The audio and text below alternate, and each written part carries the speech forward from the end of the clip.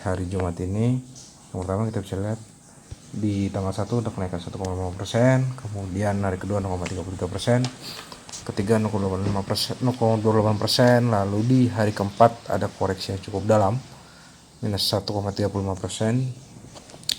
lalu kemudian di hari Jumat ada penurunan sebesar 0,51%. Jadi secara indeks kumulatif untuk di 7 hari terakhir ini ISG kita adalah minus 4,88%. Lalu kemudian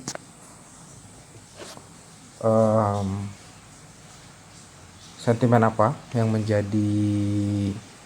menyebabkan penurunannya ISG? Yang pertama adalah ya. Oke. Jadi kita perlu ketahui sama-sama adalah kenaikan bond dari US yield sendiri. Bond itu kalau di Indonesia itu SUN ya, ataupun SBN itu surat utang negara, surat berharga negara. Itu yang di luar negara itu berupa surat pengakuan surat jaminan hutang yang bunganya akan yang dijamin sendiri oleh negara.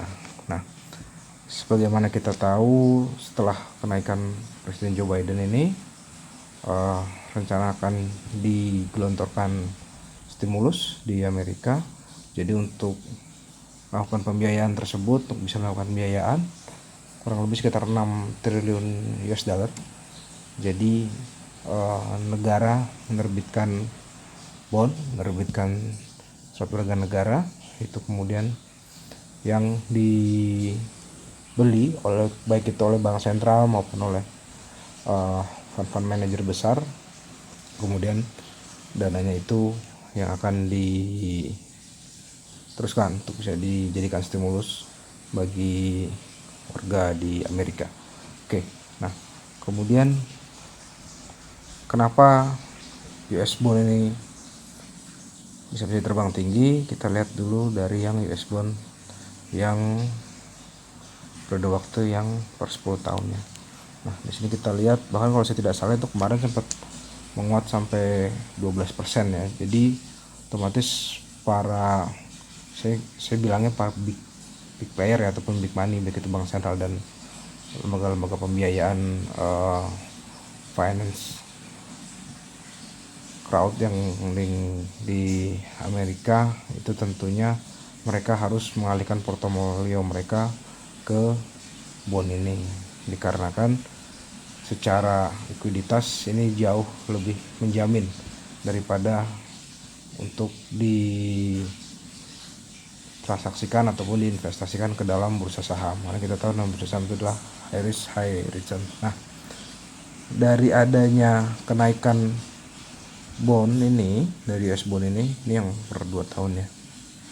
Oke, kita bisa lihat dari grafiknya, sambil grafik yang guys, lihat kenaikannya. Jadi dari mulai Februari 26 Februari itu sudah rally sangat tinggi sekali untuk kenaikan US bond ini. Nah, sekarang udah cenderung agak sedikit koreksi, tapi masih masuk dalam koreksi sehat ya. Jadi dari kenaikan US bond ini itu menekan dengan sendirinya dari harga-harga komoditas atau sektor-sektor komoditis. Nah, kita lihat di sini adalah kalau rekan-rekan investor perhatikan, di hari Kamis sektor nikel itu turun sampai dengan minus 7%.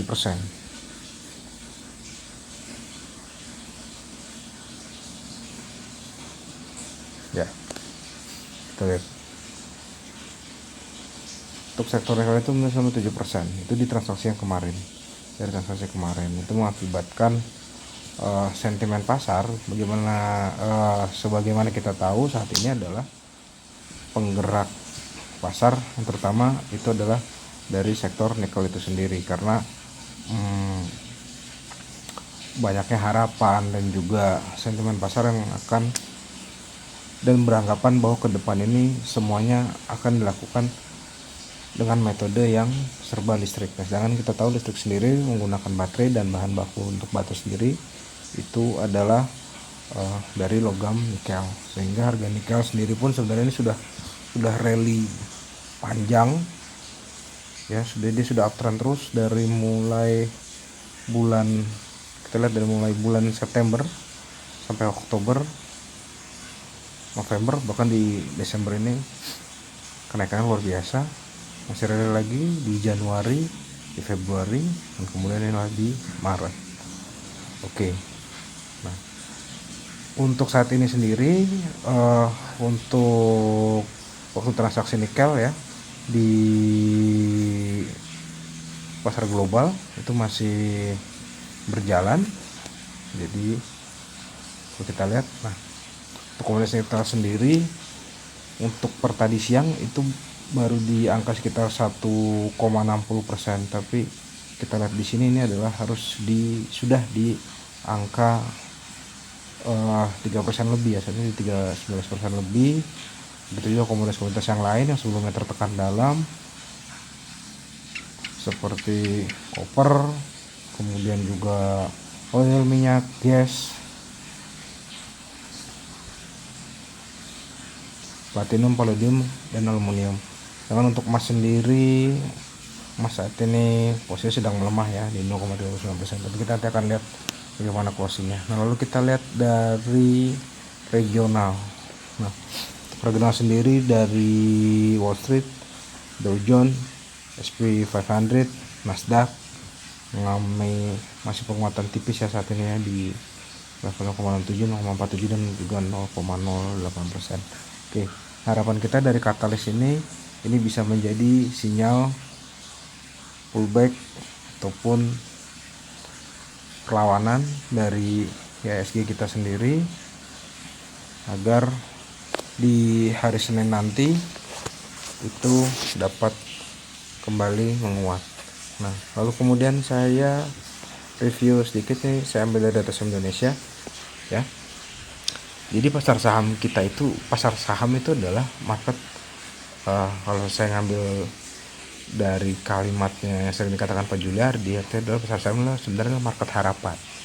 Jadi terkadang yang belum terrealisasi itu sudah dulu dianggap sudah direalisasikan oleh pasar melalui pergerakan harga. Sekali lagi saya tekankan, pergerakan harga itu adalah terbentuk dari supply and demand ataupun dari sentimen dan perilaku pasar, baik itu antara penjual dan pembeli.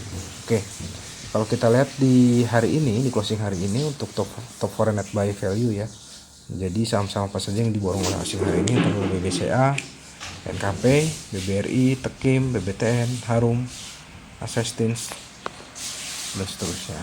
Lalu kemudian yang dijual asing, dijual bersih hari ini itu adalah top foreign net sell value-nya PT Inco. Nah, kita perhatikan, inilah salah satu yang berkaitan emiten-emiten yang berkaitan erat dengan komunitas nikel itu sendiri, seperti Inco, kemudian juga Antam ya. Lalu dari sektor consumer goods juga seperti Indofood, lalu kemudian United Tractors berkaitan dengan tambang juga, ICBP juga. Kemudian dari bank itu adalah Bank Mandiri. Kemudian dari sektor coal, Adaro mengalami koreksi cukup dalam juga. Kemudian BJTM juga sama. Kemudian dari sektor properti ada CTRA, kemudian ada juga dari sektor minyak ada Nusa. Dari bank digital itu ada Bank Arto ya. Oke. Nah, kenapa kemudian terjadi penurunan dalam ini? Sekali lagi kita tidak bisa menebak dan juga tidak bisa melawan kehendak dari pasar, karena sekali lagi IHSG itu terbentuk dari kumpulan harga transaksi yang terjadi pada setiap emiten ataupun setiap saham yang ada di sebagai penghuni IHSG itu sendiri. Nah, lalu kemudian sebenarnya kuncinya itu adalah bagi kita adalah kita tidak perlu banget untuk memperhatikan IHSG itu sendiri. Jadi karena kita ini kan tidak membeli IHSG, yang kita perhatikan adalah bagaimana harga pergerakan emiten ataupun saham kita. Oke, kalau dari saya saya sebagai penganut bandarmologi, saya sebagai tape reader itu saya selalu mengikuti bagaimana pergerakan dari broker asing ya. Oke, kalau ditanya kenapa lebih mengikuti program broker asing, karena bagi saya broker asing itu ataupun sekuritas asing itu memiliki likuiditas yang jauh lebih besar. Karena perumpamannya dengan $1 US mereka di kita sudah setelah 14.000, itu tentunya akan memiliki daya beli yang jauh lebih besar daripada investor ataupun big money domestik sendiri. Oke, saya selalu mengikuti pergerakan dari Morgan bersaudara, itu adalah JP Morgan dan juga Morgan Stanley. Oke, kita cek ya hari ini apa yang diakumulasi oleh Morgan Stanley dan juga JP Morgan. Oke, bisa kita lihat.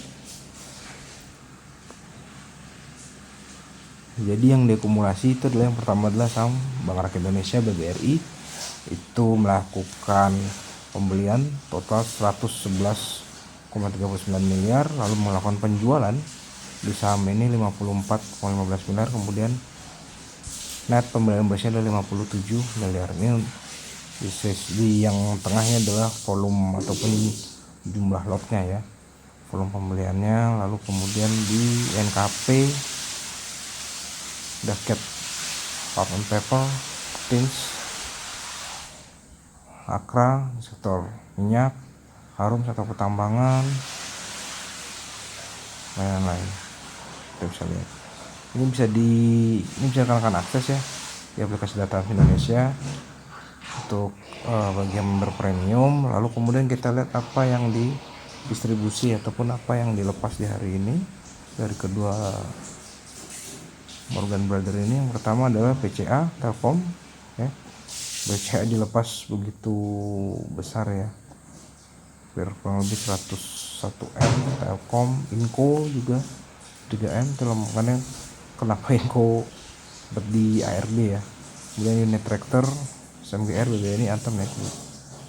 Dan rata-rata adalah saham-saham LQ45. Nah itulah kenapa saya senang mengikuti arah dari Morgan Stanley ataupun dari JP Morgan, karena yang dibeli adalah saham-saham dengan fundamental dan valuasi yang sehat. Oke, sekarang kalau kita mau lihat yang diakumulasi keduanya dalam minggu ini, saya tarik periode dari tanggal 1 Maret sampai 1 April sampai tanggal 5 April. Nah, yang diakumulasi adalah BRI, Antam, MSP, Adaro, Tekim, LBF, NKP, CTRL, WTN. Oke, ini agak menarik di Antam. Kenapa Antam juga harganya sampai turun sekitar minus 3% hari ini? Kalau kita lihat dalam minggu ini, Morgan Stanley dan JP Morgan melakukan pembelian sebanyak 236 billion, melakukan penjualan 207 billion. Nah, sisa barang itu 13 billion. Jadi bisa dibilang ini mungkin hanya tersisa sekitar 10-15% saja sisa pemilikan sahamnya yang ada di Antam. Ini dalam periode weekly ya. Oke, kita bisa lihat sini ya. BTN juga sama, sudah sekitar hampir 50% yang dilepas ya. Nah, dikarenakan di sini bisa kita ngelihat kira-kira sama apa yang mesti di hold buy. Nah, seperti Asa itu masih baru dijual 2,43 miliar, masih ada tersisa 10 miliar. Ini tapi ini disclaimer on ya, tidak ada ajakan untuk menjual ataupun membeli. Oke. Lalu kemudian saat ini posisi saya sendiri adalah masih sama saya masih melakukan hold dan juga average down. Yang pertama di Antam tadi ketika turun dalam di level 2390 semua pembelian, lalu kemudian untuk di BJBR juga sama, saya melakukan average down. Kemudian di BJTM saya juga sama average down. Untuk BRIS dan Agro saya tidak lakukan penambahan apapun karena floating gain saya sudah cukup besar di situ. Saya sebagai pure investor untuk hold dua saham ini. Lalu kemudian di Inco, saya tangkap Inco di ARB nya di 150 dengan harapan, karena saya melihat pergerakan nikel tadi siang itu sudah bergerak uptrend ya, ataupun positif. Jadi kita tunggu aja closingnya hari ini. Syukur-syukur dia bisa closing di atas plus 3%, di atas sekitar di atas 16.500, sehingga mungkin Senin ada perbaikan arah untuk ke level positif. Kemudian di Sido ya, di Sido. Oke, kalau ditanya kenapa Sido, karena saya lihat pergerakan Sido ini dari sebulan terakhir ini banyak di kita sebelumnya ya, banyak broker-broker asing yang sudah masuk di saham Sido itu sendiri. Jadi kalau untuk kalah hari ini ada pembelian AK, PD, AK melakukan pembelian cukup besar ya, 3,15 miliar untuk hari ini. Saya Sido juga ini hari kedua saya melakukan average down juga, tadi di Sido di 90. Kemudian untuk di TLKM ini saya juga lakukan average down. Tujuannya adalah dengan teknik average down ini saya menjaga posisi closing saya tidak berada terlalu jauh ataupun sama dengan, kalau bisa itu sama dengan closing di saat saham itu dalam koreksi. Nah, jadi saya lebih suka sudah masuk dulu ketika saham itu koreksi melalui analisa broker akumulasi tadi, lalu kemudian ketika saham itu nanti mulai pullback, mulai bergerak ke atas, nah baru di situ saya bisa untuk melakukan aksi take profit ya. Itu adalah sesuai dengan angka kecukupan cuan ataupun target profit dari rekan-rekan masing-masing. Oke, saya kira itu review singkatnya untuk pergerakan IHSG minggu ini. Sekali lagi terima kasih untuk waktunya. Tetap semangat, tetap terus belajar. Sampai ketemu lagi, selamat malam.